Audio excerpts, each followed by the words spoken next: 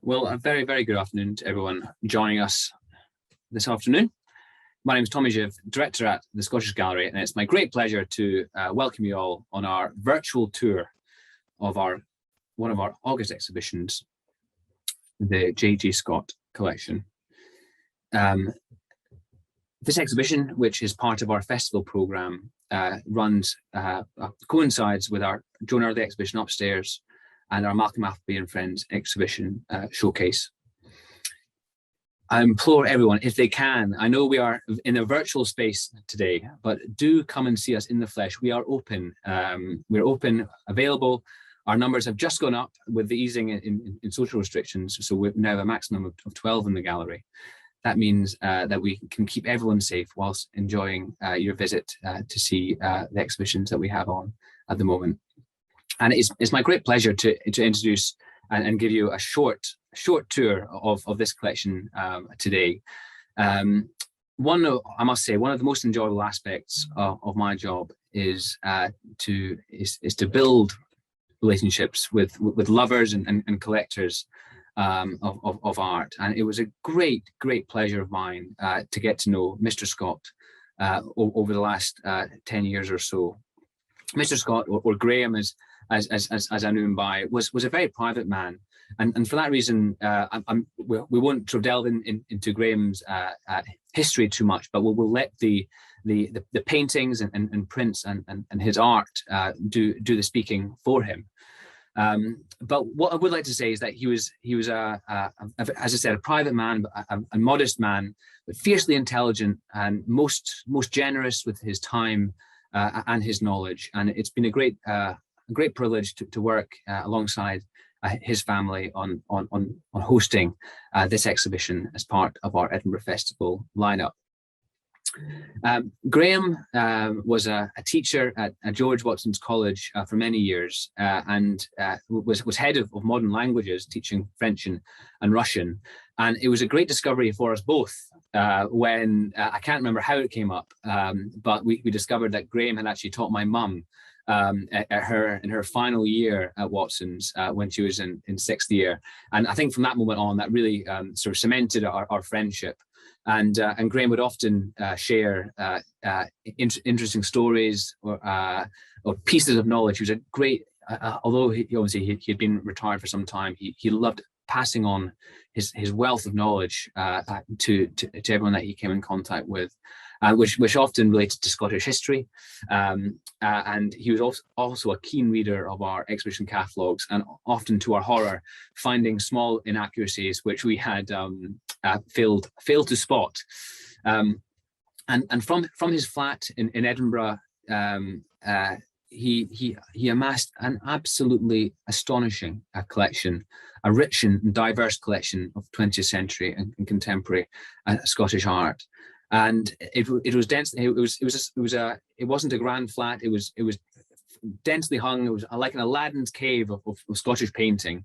And each artwork which was purchased and which we'll about to see shortly was a considered purchase. It was bought because he loved it, because the painting, the artwork spoke to him on a personal level, and it resonated with him for a particular reason. So each one was not by numbers by any means. Each one was a very, very much a considered purchase. His collection, which is, as I said, it's rich and diverse, and it spans about around a 40-year period. And there are some themes, some collections of work which you can see within the collection. But he was a great champion of certain painters, and there's two painters in particular which he was in particular, which were William Gillis and Joan Early. Which are, again, two major names in the canon of 20th century Scottish painting. But he was also drawn to support lesser known artists, and from time to time would even introduce an artist to the gallery who we didn't know. And we'll find out a little bit about that later. But let's delve into the gallery. Let's have a look at some paintings. And Lise, would you mind, Lisa, my colleagues, manning the controls for us? So Lise, would you mind just aiming in onto this corner here? And here we have, here we have a collection of prints in front of us. We have a Bellany, a Conroy, sorry, a John Bellany, a Stephen Conroy, a Peter Howson, and on the sort of tier down, we have a David Byers Brown, another Bellany, and then a Joseph Uri on the bottom right hand side of that group of 6. And in the late 80s is really when Mr. Scott's collection, when I think he started purchasing seriously, and the reason I say that is because on the reverse of a number of these prints, you see bought from the Third Eye Centre, or bought from a Trongate Theatre exhibition in 1987. And in 1987, it was the era of the new Glasgow boys, when these macho, bravado young painters were coming out of Glasgow School of Art, all guns blazing, and taking the international art world by storm. And it was a fantastic success story. It was the group achieved real international success, and injected a new interest into figurative painting again, which up until that moment had really been dominated by abstract expressionism and conceptual art and pop art. But here was a group of young painters interested in figurative work again, and often, like Peter Howson, I'm sure many will be familiar. Actually, Lisa, would you mind just bringing up the Peter Howson on the top right hand side, with an interest in a social realist aspect of the of depicting the real Glasgow. And here we have a print here called The Last Prayer, which is no doubt a depiction of a man who's down on his last knees. I mean, Howson's studio was next to a homeless shelter, and I think that imagery is key to see here. And the depictions they're honest and powerful, and a great number of these artists, Conroy, Uri, Howson, were included in this exhibition called the Vigorous Imagination Exhibition at the Scottish National Gallery of Modern Art in 1987. And I think that's a key moment in Graham's collection, because a number of the artists in his collection were featured in that exhibition. And there's also an artist called Joseph Uri. I don't know whether you'll be able to pull up that lovely little drawing, which is directly beneath the house, the Howson. And again, Uri was an artist who was featured in this seminal, real important exhibition created jointly by Claire Henry, the Glasgow curator and critic, and they were a group of painters, again, united in their interest in the imaginative and the figurative. But what they do have in common is an impact. Their paintings are honest and powerful, and as you can see here, do not shy away from topics which can be disturbing.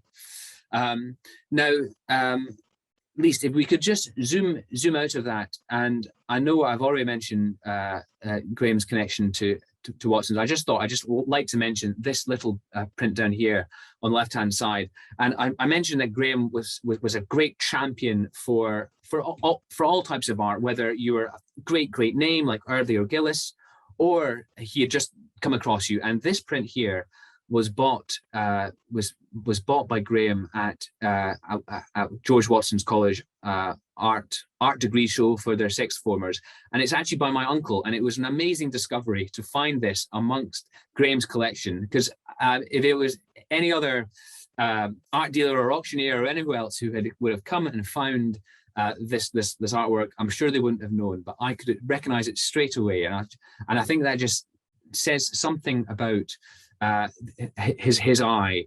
He was not influenced by anyone else. He only saw something because he saw the value in it for himself. Lise, would you mind just swiveling the camera around a little bit to the Michael McVeigh artworks? And here we have, again, on this wonderful orange wall for the Edinburgh Festival. And this is a small group of Michael McVeigh paintings and drawings. And again, Michael McVeigh was actually an artist introduced to us. He introduced him to the gallery. Graham first met Michael on Rose Street. I think Michael was selling his paintings himself as a sort of street vendor. And Graham saw the value in it. And Michael McVeigh, we've now had 3 solo exhibitions with Michael, and he's a fantastic painter. And he has a unique way of capturing Edinburgh. And Lisa, would you mind just maybe pulling up maybe Snow on the Cannon Gate or the view from Calton Hill? Yeah, exactly. And again, a unique way of capturing the city, interplaying. Again, they're always based on direct observation, but there will be an element of folklore, an element of history, which is intermingled to create these really unique scenes of Edinburgh, taking into account the rich narrative and the layers of history which Edinburgh has.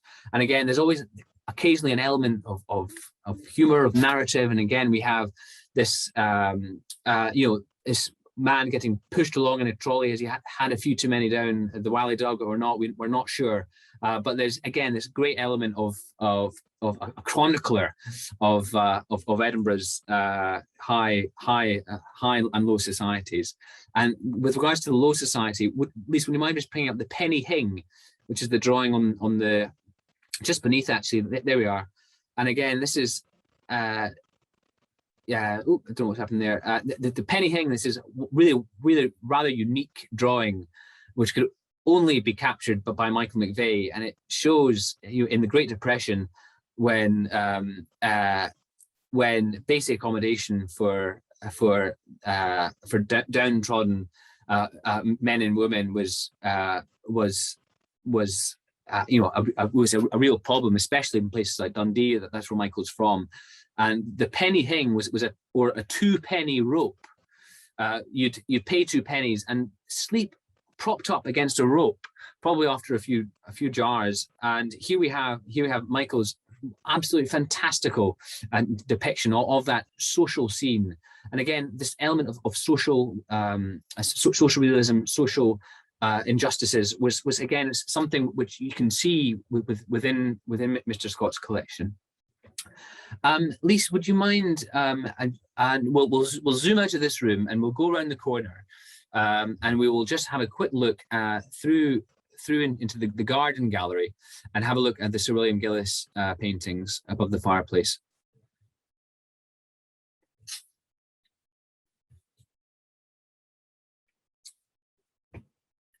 Terrific. And here we have in front of you above the fireplace on this wall, which is actually just outside me right now. I'm tucked away in the library room of the gallery.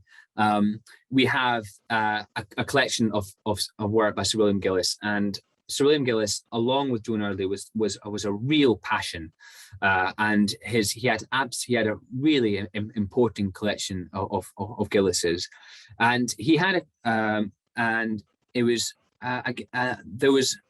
Gillis has often been billed as a romantic painter, and there will be a new book published in 2023, we hope, by Andrew McPherson, who paints Gillis in a new light as a very much more than this romantic painter, but a far more intellectually engaged modernist painter. But the works on display here, again, Gillis is great. Divided his time equally between oil painting and watercolor, and I think some of his finest work is actually in watercolor. And here we have a collection of 7 Gillis paintings. And Lisa, would you mind just maybe bringing up the one about the fireplace? And this is probably this is a real a terrific work. This is Gillis's wet on wet technique, which is when he applied was using a loaded brush, a loaded watercolor brush to capture the scene in front of him in this really obviously it's a autumnal scene, and he will have painted a lot of the time outside. In Gillis's later work in the 50s and 60s, we often see him first applying watercolor like this, but then overdrawing the painting with pen, which is hugely successful technique. And Lise, would you mind actually zooming out of here and we'll look at the top left-hand picture in the group, A Study for Summer Moon, which just shows that, this is such a charming painting. And I think one which is just as bright today as the day it was painted, been wonderfully looked after in the collection, and often inscribed on the reverse of these paintings is a note from Mr. Scott himself, with his locations of where the paintings were captured, which I just think is absolutely fantastic. Again, he had such a knowledge of Scotland and of Scottish history. And Lise, would you mind going to, I think it's the one on the right hand side of the mantelpiece, and it's this one here. And Graham, he actually worked out, again, inscribed on the reverse of this, he's pinpointed this location to a farm just near on the just north of Innerleith, and in between and I think in between Innerleith and Heriot, if you know that road. And it's since been covered in a pine forest, but because he was such a fantastic walker, he was able to work out the farm through the topography of the landscape. And Lise, would you mind? Let's just have a quick look. Thank you very much. And what we'll do, we'll have a look at the Pool na Meldons, which I think is the one above. There we are. This is the Pool na Meldons, which is, and there is an oil painting of the same subject, with this really wonderful reflection of the clouds, this brilliant ribbon-like lake in the bottom of the composition, reflecting the sky. And this is just a classic Gillis scene. Gillis, he was never one for painting the sky, and you often see a very, very high horizon line. It was very much the landscape, often captured from the side of a road looking down into a valley, then up the other side, which was interesting him. And obviously the pattern of the field walls and the dry stone dikes, which was what the subject which Gillis wanted to capture. And this is a classic scene, a very, very high horizon line. Now I realize time is marching on, and so I think without further ado, we'll just mention the Joan Erdleys. And Lise, would you mind zooming upstairs? Would that be possible? Again, there's so much to say here about the individual works in this collection. There's almost 80 or 90 on display. I think 89 that was in the catalogue. So please do come and visit the gallery, see this collection for yourself, and see the richness and diversity of this one collector's eye. And now, Lise, would you mind, just before we finish, we'll just go over to the group on the far right hand side. I think that might be a nice place to end. And as I said, like Gillis, Graham was a great champion for Joan Erdley, and a number of his Erdley works were borrowed. I think three actually were borrowed by the Scottish National Gallery of Modern Art for their major Erdley exhibition in 2017, A Sense of Place. And included in that was this central picture, the corner shop. And Lise, would you mind just pulling up the corner shop if you can? Here we are. And again, this is one of my favorite pastel works in the exhibition, because it displays an authenticity, a realness for the subject. And obviously Erdley's subject at this moment was Townhead, was this community of tenements which were destined to be demolished. And although the people who lived there were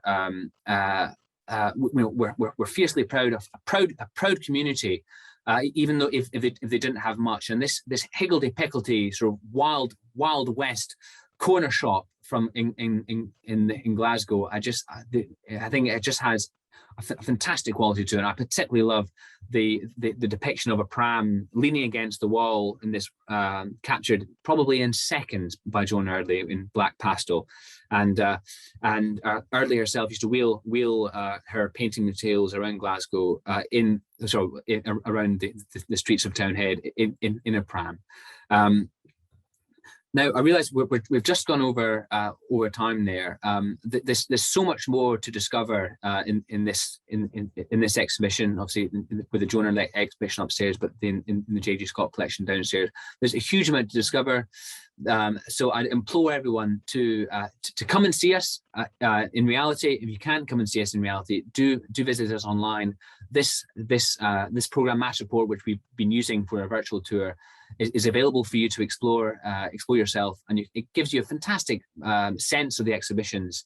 And I'd just like to thank everyone for joining us today, and hope to see you in the gallery soon. Thank you.